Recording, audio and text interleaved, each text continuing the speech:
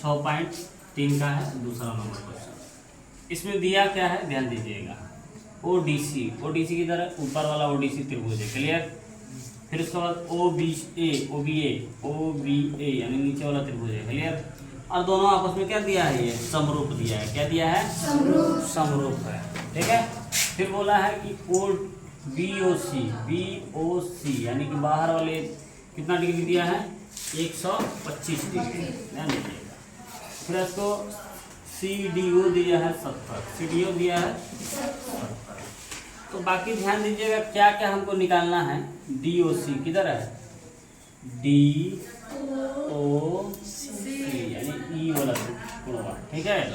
DOC याद करना है, ई वाला कोण। तो देखिए डीओसी जैसे बोला है ना इसका कोड निकालने के लिए, तो आप लोग जानते हैं कि रैखिक युग्म से जो है ना, रैखिक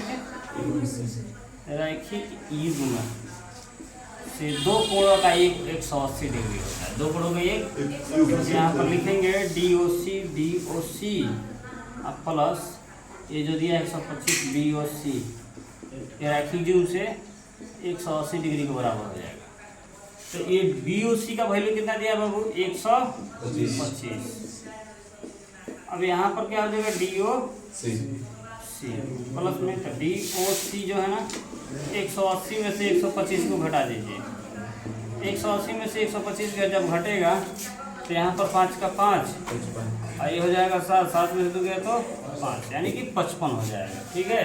यानी डीओसी का वैल्यू कितना हो जाएगा, 55। फिर नेक्स्ट को देखते हैं क्या जी बोला है।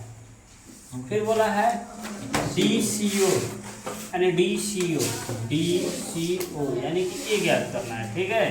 क्या ज्ञात करना है, ये वाला। तो बताइए दो को त्रिभुज के जब भेजे गया तो तीसरा का तो निकल ही जाएगा, ठीक है। अगर चाहते हैं आप, फिर उसके बाद क्या बोला है, ओ ए बी है ना, तो आसान से निकल जाएगा, ध्यान दीजिएगा। चलेंगे त्रिभुज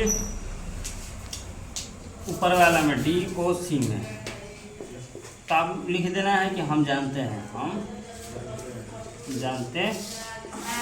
कि त्रिभुज के अंतःकोण का जो क्या होता है 180 डिग्री।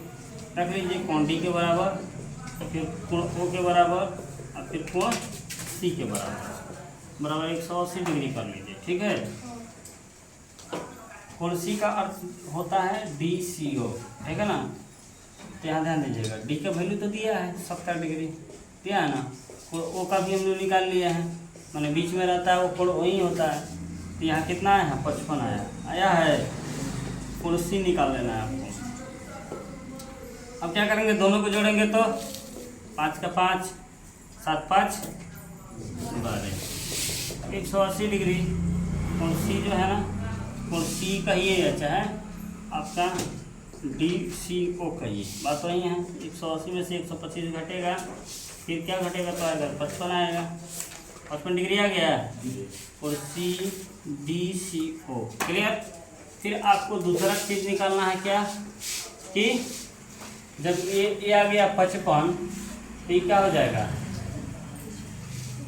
क्या हो जाएगा हो, तो लिखेंगे जब दो त्रिभुज आपस में समरूप है, क्या है, समरूप है, ठीक है ना। तो ये कोणवा के बराबर हो जाएगा, समझ रहे बात को। समरूप है तो बराबर होगा, यानी कि दिया है ODC समरूप त्रिभुज OBA दिया ना, इसलिए कोण OAB बराबर हो जाएगा DCO OAB, है ना, बराबर हो जाएगा। तो इसलिए इसका वैल्यू अभी कितना लाए हैं आंसर, 55। 55 रख लीजिए यहाँ पर, इसका मतलब OAB भी 55 डिग्री हो जाएगा, ठीक है। समझ में आया।